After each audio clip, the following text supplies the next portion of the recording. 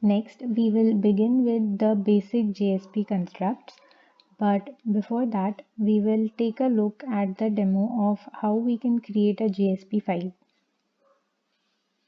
To create a JSP file, we will require a web application.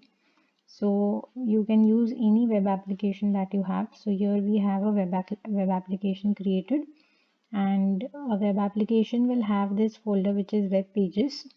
So whenever we are creating a JSP file, a JSP file is actually an HTML file which can have Java code embedded in it. So that is why when you're creating a JSP, the JSPs will be created in this web pages folder. It will not be created in the source packages because the source packages contain only the Java files. So you will right click on the web pages and then select a new JSP. While creating the JSP, it will ask you the file name and it will give you some options wherein you will have to select whether you are creating a JSP file using the standard syntax or the XML syntax. So you can select any one of them. We will see both the syntaxes, standard as well as XML. So here I have created a JSP file using the standard syntax.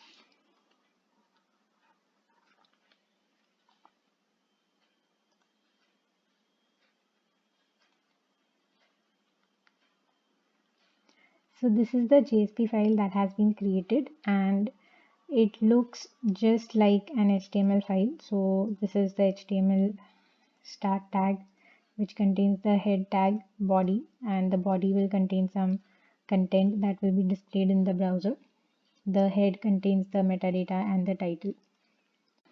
One additional line that you will be able to see here is this first line, which is the page directive, which we will see shortly. So this is how you create a JSP file. If you want to run it, you can directly run this file.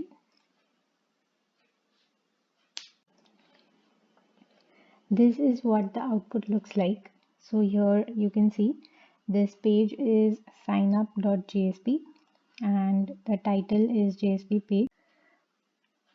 Following are the JSP constructs: scriptlet, declarations, directives, expression, actions, comments. We'll see each one of these one by one. So a scriptlet is used to write Java snippets between HTML code. So like we have seen that a JSP file is actually just HTML code and we need to embed our Java code in between. So for that we will be using a scriptlet. So a scriptlet will tell the compiler that the code which is between these two symbols, this code which is inside is Java code and it has to be interpreted like a Java code, and rest of the code is plain HTML and it will be rendered as an HTML. Now there are two syntaxes like I told you. When you're creating the JSP file, it will ask you two options to create a JSP document using the standard syntax or the XML syntax. So if you're using the standard syntax, then you will use this technique or this syntax, and for the XML syntax you will be using the JSP scriptlet tag. So here in the sign up page we can use a scriptlet. So let's say this is the start of our scriptlet, this is the end of our scriptlet. So now whatever code we write inside this scriptlet will be treated as if it is plain Java code. So now here I can write int a is equal to 0, and then I can write a for loop.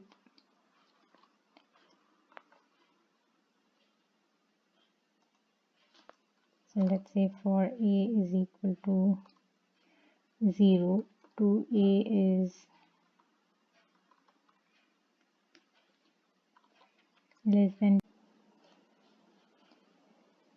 Now what I plan to do is I plan to print the string hello world 10 times. So for the duration of this loop from 0 to 9, we want to print hello world. Now one way to do this is directly use out.print. and here inside out.print we will print hello world. So this is one way of doing it, right? But what we are trying to do is we are trying to avoid the use of these multiple println statements. So now let's say we have many println statements here. Then instead of using these many println statements, what we can do is we can write this part as plain HTML, that is the way this hello world is written, and the rest of the part, the Java code, we will be writing it inside the scriptlets. So what we are doing here is we will end this scriptlet here, and then we'll start a new scriptlet for the closing bracket. So this code which is highlighted in green is Java code, and inside this code we will be placing our HTML header one which contains hello world. So what we are doing is we have embedded our Java code in between this JSP code, and now when we run this we will see that the output will show hello world printed 10 times. So here is the output wherein we are printing hello world 10 times. Next JSP construct that we will be looking at are declarations. So a declaration is used to declare variables, methods and classes. And the code that we write in this declaration tag, this will be placed in the class scope. So the code that we are writing here will be executed when the initialize method is being called, and the syntax is this. So it is the same as a scriptlet, just that it contains an additional exclamation mark. If using the XML syntax, then the tag is JSP :declaration. Now here we can write a JSP declaration like this, and we can say int a 1 is equal to 10. So now this variable which is a1, so as you can see here, as NetBeans shows some separate color coding for different variables. So here you can see this a is a variable which will be declared inside the JSP service method. So this is going to be a local variable for the JSP service method, whereas a1 is going to be a variable which is declared in the class. So a1 will be accessible throughout the class in all the methods, whereas a will be only accessible in the service method. So that is the main difference between a declaration and so a variable declaration which is done inside this declaration tag and a declaration which is done inside the scriptlet. So we can have multiple declarations as well.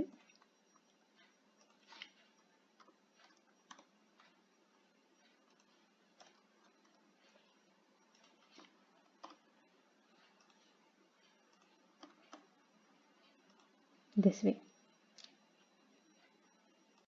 So now we have already seen the difference between scriptlet and a declaration. So everything that is written inside a scriptlet is placed inside the JSP service method. And so the variables which are declared there are local to the method itself. And whereas when we write some variable declaration in the declaration tag, those will be defined as class level variables. So they will be data members of that class. Next is the expression construct. So the expression tag, so the syntax is this. It is a scriptlet, but the starting symbol is an equal to sign. So whatever expression we want to write, we want to evaluate, we will be writing that here. And so there is no need of a semicolon here. The expression will be automatically evaluated and the value will be appended in our response. So this is how we use it, is equal to new, and we are just creating an object, and when we write this in an expression, so it will be automatically printed because we are writing this object in our HTML response. When we are using the XML syntax, we will use the JSP:expression tag. Now the JSP expression is a request time attribute. So it evaluates the given expression and it converts it to a string and then directly writes it to the response object. So that is why here, like we have seen, we can directly write new Java util date. So this object will be converted to string. So its toString method will be automatically called and it will be written to the response object. So as an example, let us print today's date along with hello world. So we print today is, and now here because we want the date to be printed and the date will be an expression because the date will be changing every day. So we want the current date to be displayed. That is why we use the expression tag here and then we say new.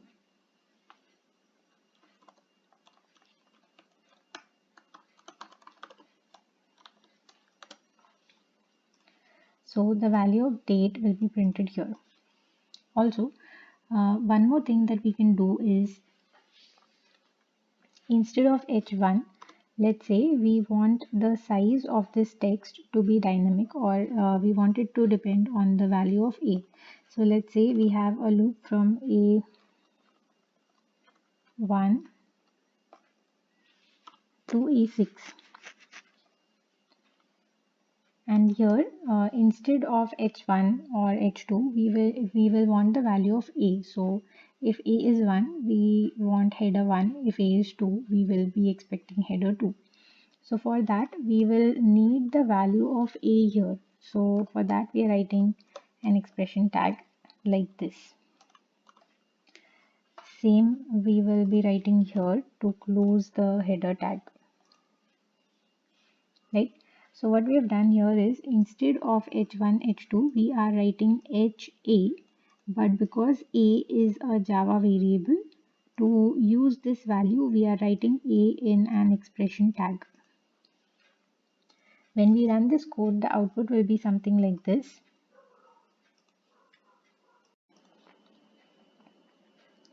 So this is the output of our code.